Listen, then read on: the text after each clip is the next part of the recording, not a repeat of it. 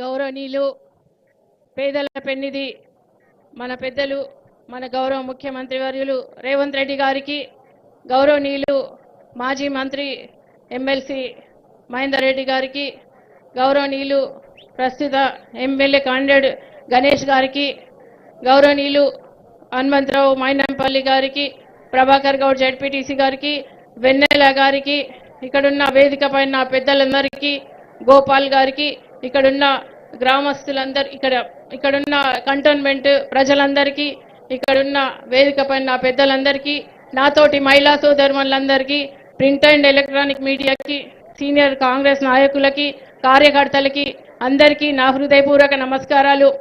ఈరోజు మన రేవంత్ రెడ్డి అన్న మన కంటోన్మెంట్కి రావడం చాలా సంతోషం. ఇంత పెద్ద ఎత్తున మీరు ఆహ్వానం పలికినందుకు మీకు మనస్ఫూర్తిగా ధన్యవాదాలు. ఈరోజు మన గౌరవ ముఖ్యమంత్రి రేవంత్ రెడ్డి గారు మన ఇక్కడ ఈ ప్రాంతంకి వచ్చినందుకు ఆ ప్రాంత సమస్యలన్నీ తీరిపోయినట్టే. ఎందుకంటే మీరు గతంలో ఎన్నో అడ్డంకులు ఎదురైనా కూడా మీరు గౌరవ ముఖ్యమంత్రి రేవంత్ రెడ్డి అన్నని గెలిపించినప్పుడు నిజంగా అప్పుడే సమస్యలు తీరిపోయినట్టే అనుకోవాలి. ఎందుకంటే అప్పుడు ఎంపీగా మీరు ఎన్నో ఇబ్బందులు తట్టుకొని గెలిపించినప్పుడు ఇప్పుడు మాత్రం సీఎం అయినారు కాబట్టి నిజంగా ఆ కృతజ్ఞతాభావం మన ముఖ్యమంత్రి రేవంత్ రెడ్డి అన్న గారికి ఉంది కాబట్టి ఈ ప్రాంత సమస్యలన్నీ తీరిపోయినట్టే. ఇంకొక ముఖ్య విషయం, మీరు మాత్రం ఇప్పుడు ఎమ్మెల్యే అభ్యర్థి గణేష్ గారిని నన్ను ఎంపీ అభ్యర్థిగా నన్ను హైయెస్ట్ మెజార్టీతో గెలిపిస్తే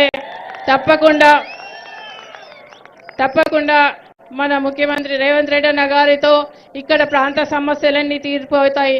ఎందుకంటే మొన్న రేవంత్ రెడ్డి అన్న అన్నాడు కంటోన్మెంట్లో చాలా సమస్యలు ఉన్నాయి, అది నేను సాల్వ్ చేస్తాను అని. అంటే నేను కూడా కంటోన్మెంట్లో ఏ సమస్యలు ఉన్నాయని మొన్న డోర్ టు డోర్ 3-4 డివిజన్స్ తిరిగినన్నా. అక్కడ చాలా సమస్యలు ఉన్నాయి, నీళ్ళ సమస్యలు ఉన్నాయి, ఇంకా కరెంట్ ప్రాబ్లం ఉంది, ఇంకా హౌస్ పట్టాలు ఉన్నాయి, ఇంకా చాలా సమస్యలు ఉన్నాయి అన్న. అవన్నీ మీరు తీరుస్తారని మన ప్రజలు నమ్ముతున్నారన్న. మీకు అన్ని తెలియంది కాదు, అన్ని తెలుసు కాబట్టి ఇంకా నేను చెప్పాల్సిన అవసరం లేదు. మీకు కూడా ఎక్కువ సాయం మేము కూడా ఎక్కువ మాట్లాడితే బాగుండదు కాబట్టి మీకు అన్ని తెలుసు కాబట్టి ఇక్కడ స్కై వాక్ కానీ ఇంకా బ్రిడ్జిలు కానీ ఇంకా కల్వర్ట్స్ కానీ ఇంకా అట్లాంటివి చాలా ప్రాబ్లమ్స్ ఉన్నాయన్న. గ్రామీణ ప్రాంత వాతావరణం కనిపిస్తుందన్న. కాబట్టి ఇక్కడ ప్రాంత సమస్యలని మీరు తీరుస్తారని ఆశిస్తూ మేము మీకు అప్పుడు ఎల్లవేళలా మీకు అందుబాటులో ఉంటా.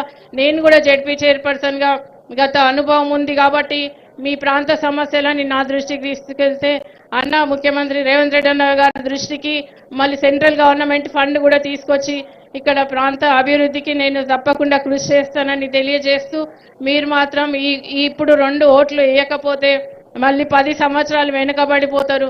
ఎందుకంటే గత 10 సంవత్సరాల్లో మీరు ఎలాంటి అభివృద్ధి చెందలేరు ఈ కంటోన్మెంట్ అభివృద్ధి. కాబట్టి ఇప్పుడు మాత్రం మీరు తప్పకుండా ఓటేయాల్సిన అవకాశం మీకు వచ్చింది కాబట్టి మీరు తప్పకుండా మన రేవంత్ రెడ్డి అన్న కోసమన్నా 2 ఓట్లు కాంగ్రెస్కి చేతి గుర్తుకి మీ అమూల్యమైన ఓటును వేస్తారని మేము ఆశిస్తున్నాం.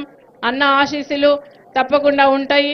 నేను కూడా మీకు అండగా ఉండి మీరు ఈ 20 రోజులు పనిచేస్తే పార్టీ కోసం నేను మీకు 5 సంవత్సరాలు మీకోసం పనిచేస్తానని తెలియజేస్తూ మీ అవకాశం ఇచ్చిన గౌరవ ముఖ్యమంత్రి రేవంత్ రెడ్డి అన్న గారికి, మీకు ఇక్కడున్న ప్రతి ఒక్కరికి, వేదిక పైన పెద్దలందరికీ నా హృదయపూర్వక నమస్కారాలు తెలియజేస్తూ జై కాంగ్రెస్.